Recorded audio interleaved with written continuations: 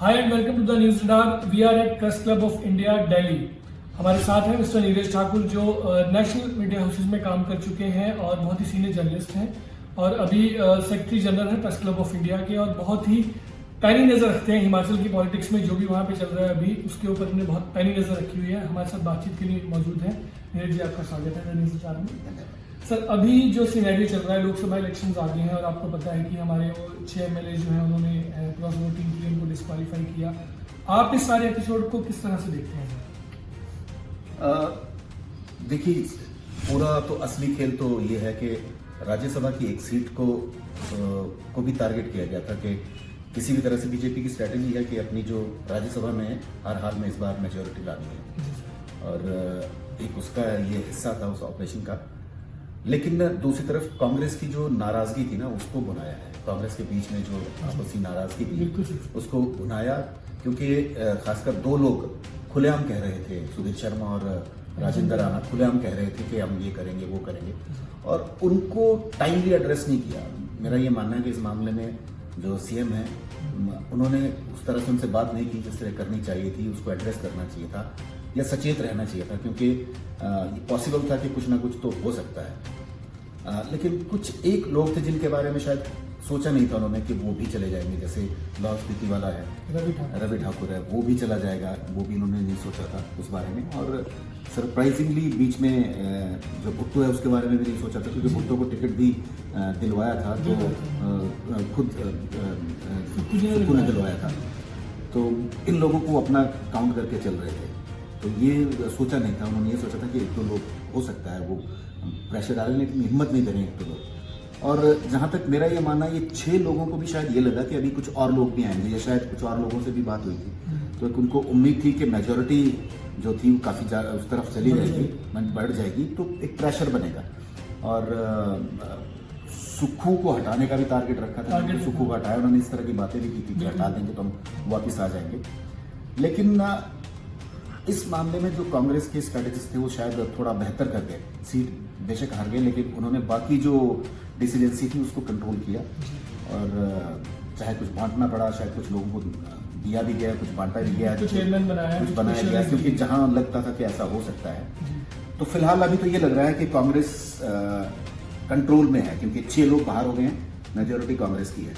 और ये भी तय है कि हिमाचल में जनरली जब बाई इलेक्शन होते हैं स्टेट में, तो जो आज तक वही जीते हैं जिनकी सरकार होती है।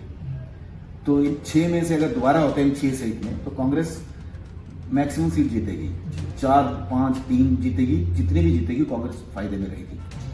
तो बाई इलेक्शन अब ये कब होंगे ये भी नहीं पता अभी क्योंकि मामला फिलहाल कोर्ट में भी गया है, लेकिन कोर्ट से कोई राहत मिलती नजर नहीं आती है। जी, वही मैं देख रहा हूँ कि सुप्रीम कोर्ट से भी, जैसे आपने कहा कि इनको ये था कि बाकी और एमएलए इनके साथ आ जाएंगे, लेकिन सुप्रीम कोर्ट से भी एक धारणा थी हिमाचल में कि सुप्रीम कोर्ट जो है वहां से कोई ना कोई रिलीफ मिलेगा सर, तो मिला नहीं। वो इनको क्यों लगता था पता नहीं, लेकिन जितने एक्सपर्ट्स हैं उन सबका ये मानना था कि फिलहाल सुप्रीम कोर्ट से कोई रिलीफ नहीं मिलेगा, क्योंकि पुराने केसेस भी देख लें, यहाँ तक कि महाराष्ट्र में जो हुआ था उसमें भी सुप्रीम कोर्ट ने कोई रिलीफ किस तरह की नहीं दी थी, स्पीकर पे छोड़ दिया था सब कुछ। अभी हाल फिलहाल में जो महाराष्ट्र में होता वो स्पीकर पे छोड़ा था। तो जाहिर है कि जहाँ जब स्पीकर की बात आती है तो उसको आउटलेटली कोर्ट उसमें एकदम से नहीं कूदता है। और इस मामले में कांग्रेस ने जो 6 लोगों को निकाला वो इस बेस पे नहीं निकाला, क्योंकि राज्यसभा वोटिंग के लिए तो विप नहीं होती है, तो उसका ग्राउंड नहीं बनता था। तो उन्होंने स्मार्टली बजट के लिए जो था वो वोटिंग रखी और उसमें इनको बुलाया। वो जानते थे नहीं आएंगे, वो नहीं आए और पूरा सब तैयारी थी और इनको तुरंत नोटिस करके सेम डे उनको निकाल दिया। तो ये पूरा प्लानिंग के साथ कांग्रेस ने किया था। ये इस मामले में कांग्रेस का मूव काफी स्मार्ट था। इन 6 लोगों ने ये नहीं सोचा था, जाने से पहले उन्होंने नहीं सोचा था कि इनकी मेंबरशिप जा सकती है। मेंबरशिप गई और उसके बाद अब इस विधानसभा में अंदर वापस आने का कोई स्कोप नहीं है, चुनाव ही नहीं लड़ पाएंगे और लग भी नहीं रहा है कि कोई इनको किसी तरह की कोई रिलीफ मिलेगा, नहीं मिलेगा। लेकिन एक और जो बात जो इनके लिए चिंता की बात हो सकती है, जो 2 एमएलए के खिलाफ एफआईआर हुई है ना, ये डेवलपमेंट है। अब आप ये सोचिए कि सिर्फ 2 लोगों के खिलाफ क्यों हुई है, 9 में से 2 लोगों के खिलाफ, एक इंडिपेंडेंट है एक कांग्रेस का है। इन 2 लोगों के खिलाफ ही क्यों एफआईआर हुई? अगर हवा में करनी होती तो फिर 9 के 9 लोगों के खिलाफ एफआईआर होती। इसका मतलब है सरकार के पास कुछ ना कुछ ऐसा है जिसके पत्ते अभी नहीं खोलना चाहती, या तो इनको तोड़ना है।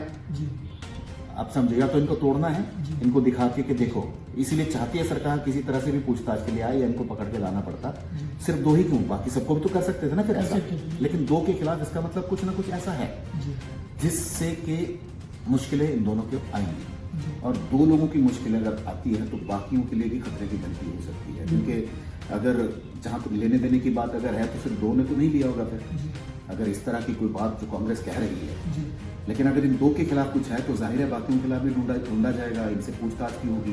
बुलाया कोर्ट ने, हाई कोर्ट ने कहा है कि आप पूछताछ के लिए आइए, 15 तारीख को शायद बुलाया है जी। इनको पूछताछ में शामिल होने के लिए, इन्वेस्टिगेशन में सहयोग करने के लिए। बिल्कुल।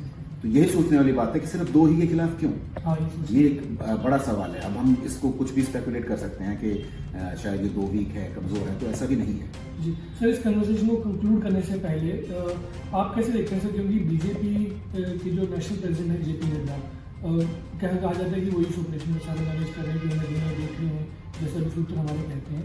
तो यदि ऐसा कुछ होता है कि डिबेटल होता है तो बीजेपी की छवि पे क्या असर पड़ेगा और कांग्रेस का पर्सपेक्टिव कैसा रहेगा? बिकॉज बीजेपी इतनी स्ट्रॉन्ग पार्टी है, और अगर ये फेल हो गए इसमें कुछ हैंडल करने में तो चीज़ें कैसे रहेंगी? देखो, अभी सब कह रहे हैं कि हिमाचल में पहली बार ऐसा हुआ है। पहली बार नहीं, देखिए, पहली बार नहीं हुआ है, ये दूसरी बार ऐसा हो रहा है। पहली बार जो हुआ था वो हल्का था, एक एमएलए को कांग्रेस उठा के ले गई थी, आपको रमेश धौला ये पहली बार तब हुआ था जब उनको उठा के लेके गई थी और फिर कांग्रेस में सरकार बनाई गई थी, लेकिन वो फिर 10 दिन बाद वो पलट गए थे, लेकिन ये तब हुआ था, उठाया तब गया था।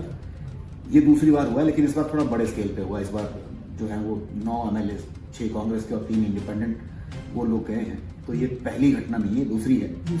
और उस वक्त भी फेल हो गई थी, 10 दिन के लिए सरकार तो बनी थी, लेकिन फेल हो गए थे। उसके बाद फिर धूमल साहब सीएम बने थे, तो शुरुआत तो तब हुई थी। लेकिन इस बार बीजेपी, अगर बीजेपी की स्ट्रैटेजी देखें तो वो कोई नफा नुकसान वाला मामला नहीं देखते हैं। वो कहते हैं कि बस कर दो, कूद दो, फिर देखा जाएगा जो होगा, है ना। वो इस तरह से निकले हैं कि जहां जो हो सकता है वो करें, और क्योंकि उनको पता है कि उनके हाथ में इस वक्त सब कुछ है, तो वो इस तरह के नफा नुकसान की बात नहीं करते। लेकिन जाहिरी तौर पर हिमाचल छोटी स्टेट है, और बहुत से लोगों ने पहली बार इस तरह का देखा है। में बाहर सुनते थे कि ऐसा होता है, ऐसा होता है, नए वोटर्स भी है, तो जाहिर कुछ ना कुछ असर पड़ता है इस चीज़ का कि अच्छा, क्योंकि हम लोग खुद कई बार कई बाहर से लोगों से बात करते हैं, कहते हैं यार बताओ, ये भी दिख गया, ये भी दिख गया। तो ये जो नेगेटिव इमेज है ना, उसका नुकसान जरूर होगा। इन 6 लोगों को नहीं, थोड़ा सा बीजेपी को भी इसका नुकसान हो सकता है, क्योंकि कांग्रेस के लिए सिंपैथी बढ़ी है इस दौरान।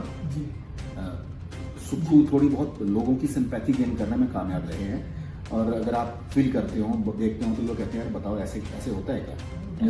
शुरू कर दिया। हाँ, तो वो अब इसको शायद यही स्ट्रेटेजी कांग्रेस की है कि इसी इशू को वो भुनाए, और आप आने वाले दिनों में देखेंगे कि कांग्रेस जो है इन 6 के वहां तो प्रदर्शन करेगी सब जगह, और मेरे ख्याल से करने भी शुरू कर दिए होंगे 6 कंस्टिट्यूंसीज में जाने के लिए।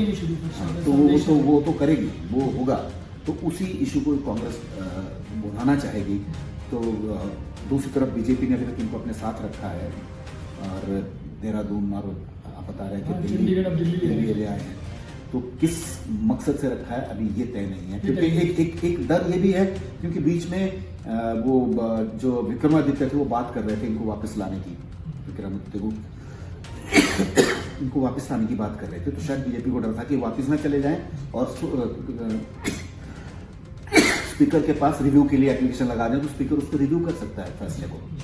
तो डर था कि कहीं वो वापस ना चले जाए, तो शायद ये लेकर सर बस एक आखिरी जो चर्चा का मुद्दा आज के प्रदेश में है वो ये कि छोटा सा स्टेट है, लीडर बहुत ज़्यादा है, पॉलिटिकल करियर लोगों को कैसे बनेगा वो नहीं पता, लेकिन अब इनको भी अगर बीजेपी एडजस्ट करेगी तो अपने लीडर्स को कहाँ लेके जाएगी, इसमें आप कैसे देखिए? ये एक बीजेपी के लिए बड़ी सोचने वाली बात होगी, क्योंकि जिस तरह से बाहर से लोग जा रहे हैं और टिकट ले रहे हैं, तो शायद अपना कार्यकर्ता कहीं ना कहीं नाराज जरूर होगा कि अगर बाहर से आके ही लोग चुनाव लड़ेंगे तो हम क्या सिर्फ दरी बिछाने वाले हैं, टाट बिछाने वाले हैं।